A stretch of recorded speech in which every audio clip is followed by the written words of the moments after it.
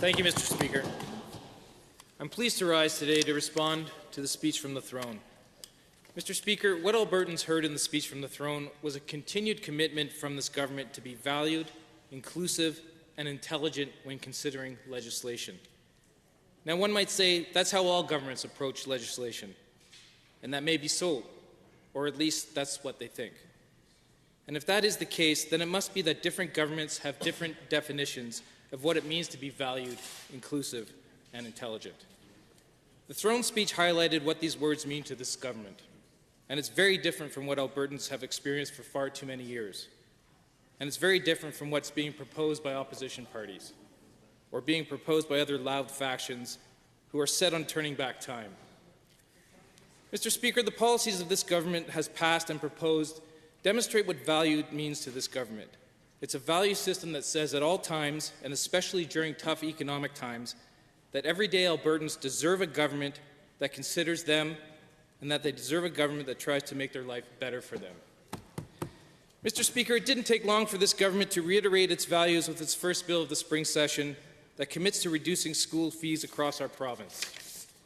The decision to eliminate fees for the instructional supplies and materials and busing students to their designated schools will see parents of nearly 600,000 students save $50 million a year. These are the actions of a government that thinks about making life better for the majority of Albertans, a government that understands that these fees are a burden to many families and the importance of putting money in the pockets of these families. Not even in good economic times did previous governments see reducing school fees as valuable. They didn't see or understand that school fees can put some children at a disadvantage, that it staggers the starting line. In addition to reducing school fees, we have introduced the school nutrition pilot to help get our students future ready. And building on our successes, our government has appointed a panel to review the curriculum and has been seeking input from Albertans. Mr. Speaker, it's our job as legislators to ensure that all of Alberta's children are given an equal opportunity to succeed.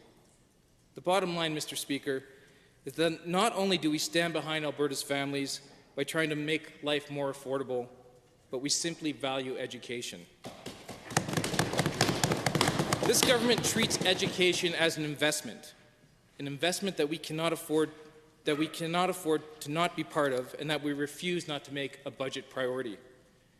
The dangers of our education system with the previous government's plan to remove $500 million from the budget were immediately evident to our government and the public. I've been speaking to grade 6 students all over Calgary's greatest riding, Calgary-Klein, over the last couple months, and rest assured, Mr. Speaker, these kids are aware of those proposed cuts. And believe it or not, they did not hear it from me, although I do get to tell them that we restored the $500 million to the budget. But they ask me, how many kids would be in my class? Would Miss Smith be my teacher? Would they have had to gone to another school? Well, Mr. Speaker, this government values education and understands that quality education is a right and not a privilege. I'm proud of this government's stance and record on education. I'm also proud of our government's position to protect people from predatory payday lenders. We've all borrowed money, Mr. Speaker, mainly to make large purchases that we can't pay in full. But when you're borrowing money to pay bills and having to borrow from predatory payday loan operations, it can be difficult to dig out. But we also recognize the need that some may have for these type of services. This is why we introduced new laws covering payday loans. Alberta now has the lowest fee for payday loan borrowing in Canada. As well, Mr. Speaker, the government will put more money in the pockets of family as it continues with its plan to raise the minimum wage to $15 an hour. And let's not forget about the Alberta Child Benefit. For years, we had one of the lowest minimum wage rates in Canada. We need to recognize fair value for work, and we need to recognize the cost of living in all parts of the province. Another way of ensuring that more money stays in the pockets of everyday Albertans is to reduce the chances of losing money to people and companies using disingenuous sales tactics.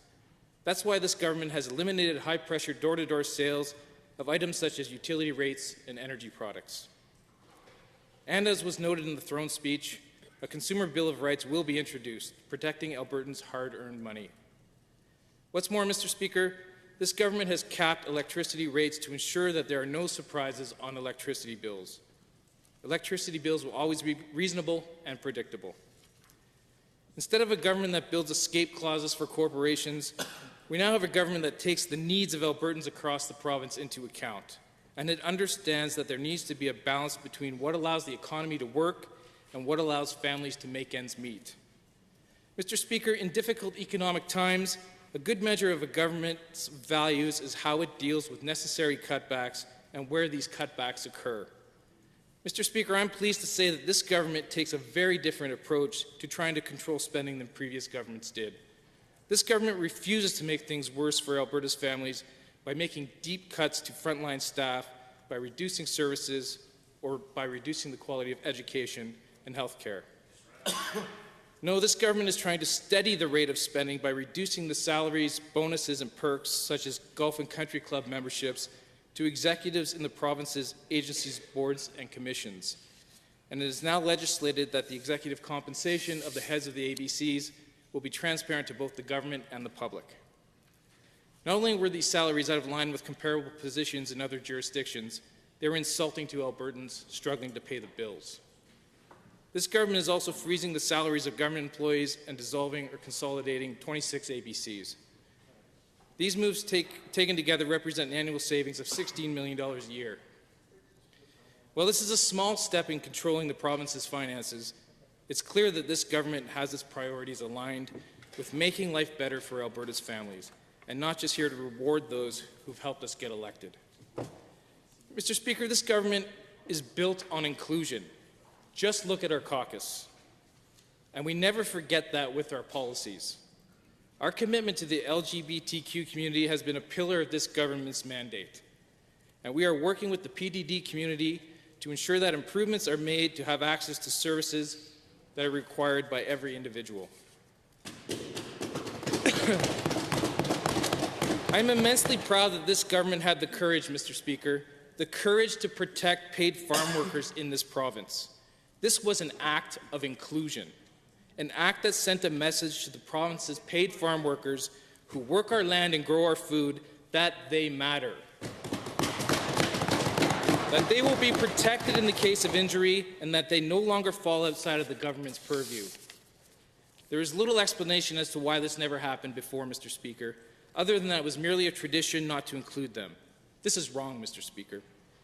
And Mr. Speaker, I am elated that this government developed a Ministry of the Status of Women, especially on the International Day of Women. And this is 50% of our population, Mr. Speaker, not given the inclusion that it not only deserves, but is necessary for a better society and province. Mr. Speaker, another example of inclusivity that may not be as obvious is the bill and act to renew democracy in Alberta.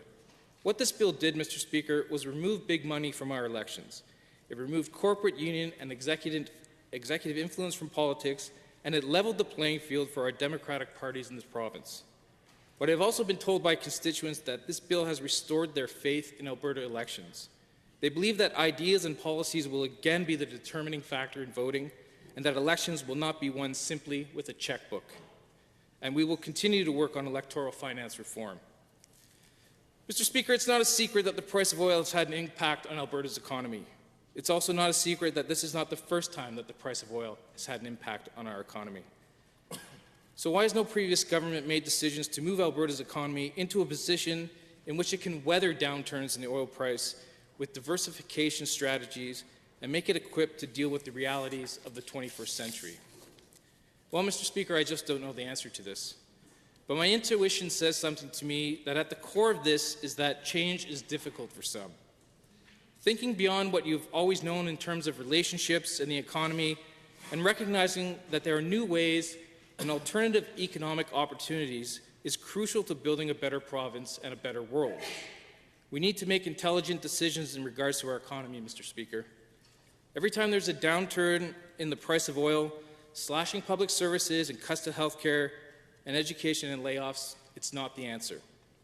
These type of austerity measures look good on paper, and they work for a short time, but it actually does more damage in the long run by putting more people out of work and creating massive infrastructure deficits that impact generations to come. Fortunately, Mr. Speaker, we now have a government that gets it.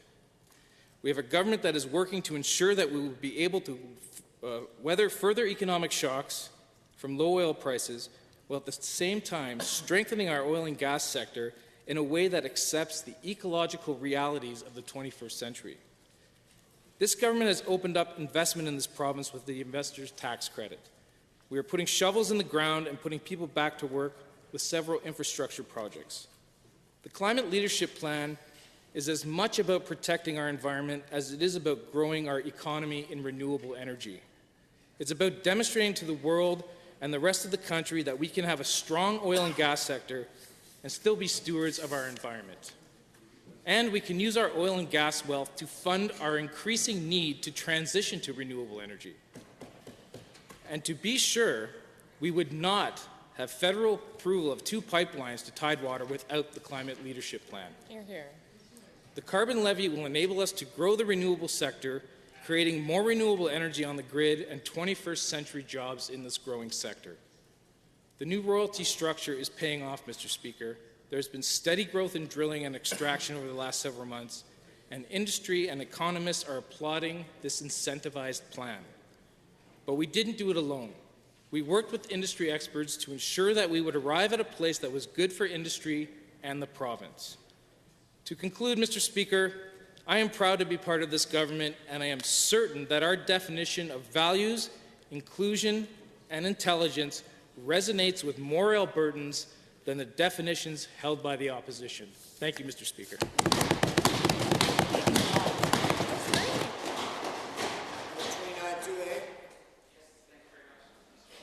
Honourable Member Banff-Cochrane. Thank you. I know that in the previous session of the legislature, the member for Calgary-Klein introduced a private member's bill regarding bullying in the workplace, and he never had a chance to discuss that. And I know that we've made some commitments in the throne speech to make life better for working people, and I know that bullying in the workplace is one of those elements that the member is very passionate about, and he's been working collaboratively with the ministry. So I wonder if he might want to tell us a little bit about that. Honourable Member. Sure. Thank you for the question. Well, yeah, I was disappointed that that bill did not pass, but that's okay. I'm pretty sure that we as a caucus and the government is very committed to making sure that psychological harassment finds its way into our legislation. And, you know, it is a shame. I think that legislation is a lot like the farm workers legislation. It just baffles my mind that we don't have that type of legislation in this province. You know, many other jurisdictions have it, and you know, we wouldn't be reinventing the wheel on this because we can take from what has worked from other jurisdictions and what hasn't. And, you know, the numbers are astounding of how many people have actually suffered bullying in the workplace. It's something, if I can remember correctly, just over 60% have been victims of bullying in the workplace. And, you know, although I do admit that there are a lot of companies have harassment policies, but it's not mandated. And I think that was the first step in legislation, is to mandate that we have this type of legislation in the workplace. And I know companies try very hard to make sure that their employees are safe, but you know, without the legislation, workplace harassment policies really don't have the teeth to back up their policies. So, and what's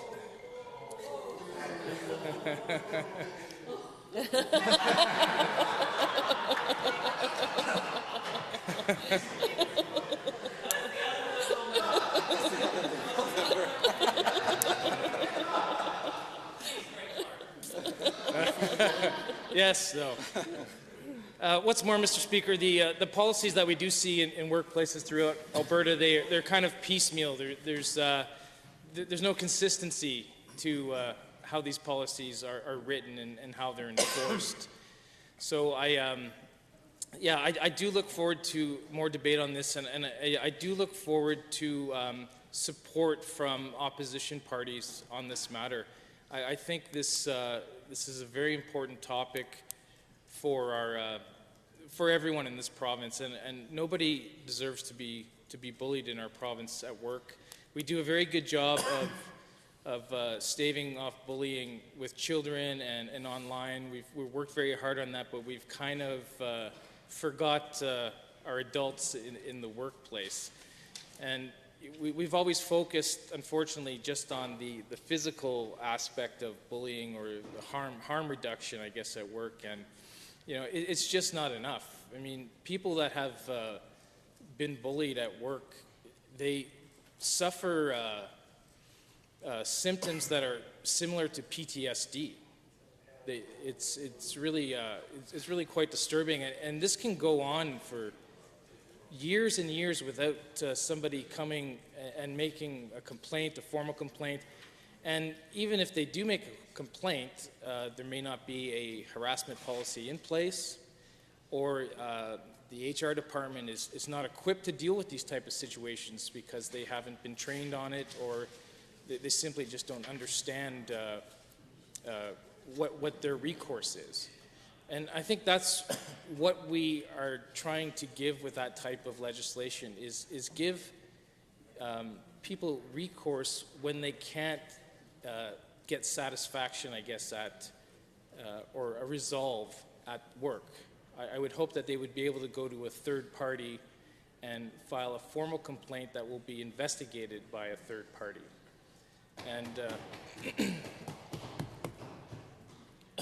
And quite frankly, I think the notion of having a third party investigate is really an incentive for employers to ensure that their workers are safe at work and that harassment is dealt with immediately and satisfactorily.